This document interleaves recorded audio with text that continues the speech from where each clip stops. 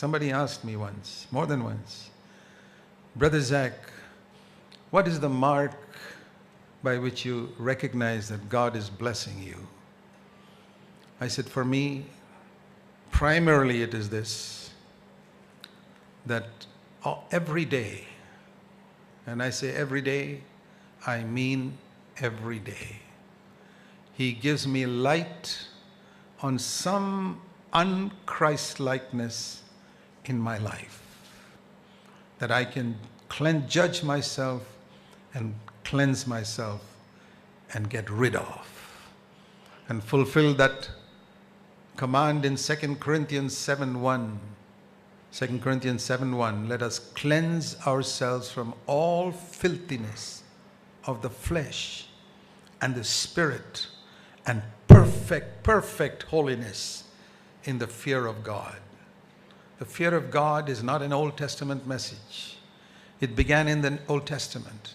But 2 Corinthians 7:1 says we perfect holiness in the fear of God. And that is by cleansing ourselves.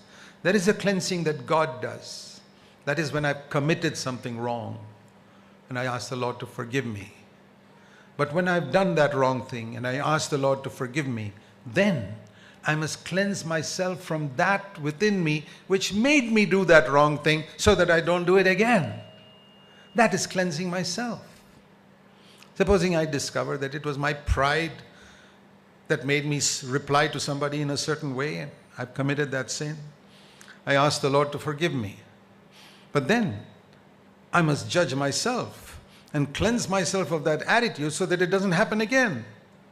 Otherwise, I'll keep on living like that, like the rest of Christendom. Babylonian Christendom is like that. They keep on doing the same thing. How do we know God is not blessing them? Because they're not getting light on that un-Christ-likeness every day. You see them 10 years later, they still get angry, they still lust after women, and they still watch internet pornography. They're not getting light on anything. They may be getting increment in their jobs, promotion in their jobs, like every other non-Christian and atheist gets promotion in their jobs. That's not the mark of God's blessing. This is the foolishness of Christians who think that if I'm prospering, God is blessing me. Do you know that every religion in the world teaches that? Not just Christianity. Every non-Christian religion which worships different gods, they say their God has made them prosperous.